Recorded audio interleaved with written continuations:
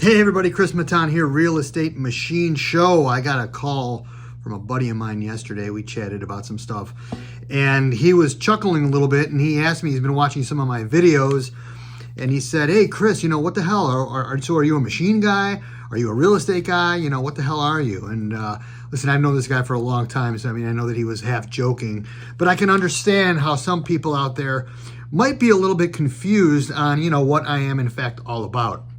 The reality of it is that I do have two things going on, and I'm not unlike a lot of people. I think there's a lot of people out there with multiple businesses, multiple operations, multiple jobs that, got to find a way to make the balance and make it work for your lifestyle, for your family, for your income, all of those things. So what I've just figured out how to do is bring the two together to, benefit each other. And this is kind of how I'm showing the audience on how I'm doing it, but it got me thinking that it could be a little bit confusing. So what I want to do specifically is I'm going to make a kind of a new video series, and it's taking a specific event, maybe in my real estate business, and how it translates or correlates specifically to the manufacturing and the machine shop. So for example, what I'm going to talk about today are tolerances and precision.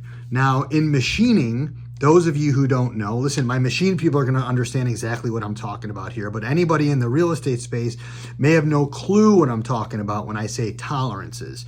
So tolerances are basically a range of dimension that you're trying to hit when you're machining a part. So for example, if you got this like 2-inch block that you need to machine to 2 inches, there might be like a specific dimension that's not just 2 inches. It might be like, let's just say, keep it really simple, 2 inches / 2 1/4. So you got to get in between that dimension, 1/4 inch. Now 1/4 inch is very, very wide open. It's like unheard of from a tolerance standpoint in the machining world. So it can go really, really thin. Even the thickness of a piece of paper could be a tolerance in some of these machine parts.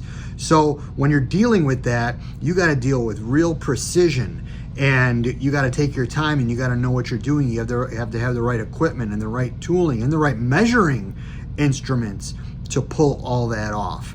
So when I talk about tolerances and precision in the manufacturing space, it's really, it's kind of obvious. But when you look at tolerances and precision in the real estate space, especially in, we're going to talk about brokerage, I think precision and tolerance is related to time and efficiency. To be very, very efficient with your time, efficient with your project, and efficient with your client's time. So I want to talk about a story. I had a closing, actually it happened today. It was a simple single family rental investment type property. I represented the seller. It was it's a platinum client of mine. They own multiple apartment buildings, multiple rental houses. And, I've been lucky enough to represent them on a handful of these deals as a seller. And, when we talked through the deal initially, we talked about the tenant being in place and there's a lease and they want to stay. And we priced it according to that lease. And, that kind of was the strategy. So I reached out to a buddy of mine who's representing some investors out west, and we kind of put the deal together. But what was happening, what I figured out kind of before we sort of went live together on the deal, was that the tenants wasn't really cooperating. They were thinking about moving. They weren't paying their rent. Was this rental really what, the market bears, what this tenant was paying? So there was some question marks. So what we ended up doing was really kind of dialing in and bringing this buyer into the fold, and almost sold it off market to a degree. Even though they had a broker representing them, it was off market, but we wrote the contract really, really tight based on the language that the tenant was talking about. The tenant said that they're going to be out on this certain day. We made the closing date that day. And what that forced us to do is to really get on the tenant and make sure that she follows through. Now, my experience, tenants rarely follow through with what they're going to say, especially when their back is against the wall. You know, nothing against tenants. I'm not stereotyping, but it just happens to be that way a lot of the time. And after you see the interior of this house, you'd recognize that it's a little tiny bit of a deadbeat tenant. You know, they're never paying their rent on time. The place is a mess.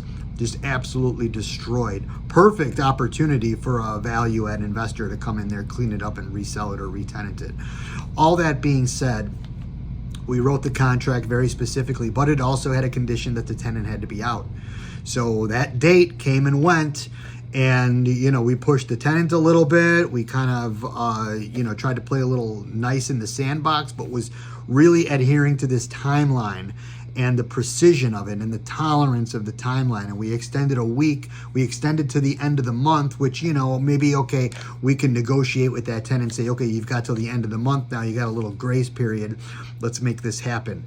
Turned out that she needed a couple extra days. She kept on kicking the can down the road, but by staying on top of her and staying precise and efficient with the timeline, we were able to get this thing closed really under 30 days from contract to closing, which is, I think is a win for everybody. The buyer was happy, the seller was happy, the brokers are happy, the title company is happy, and the tenant is probably happy that she was able to get out, get herself in a new place to ruin. Who knows what she's going to do. But anyway, that's kind of how tolerance and precision works when you're dealing with a real estate transaction. Now, this was a simple one. There are some more complicated deals out there that, take a little bit extra time, but so long as you keep that timeline and you keep everybody's expectations aligned, you are really dealing with precision and you're dealing with tolerance. Tolerance, we all have tolerance for people's actions and stuff like that too.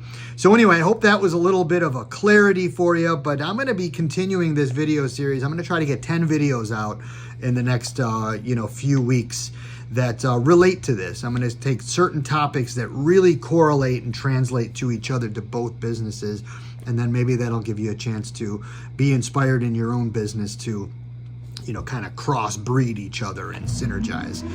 Until then, everybody have a great day. We'll talk to you real soon.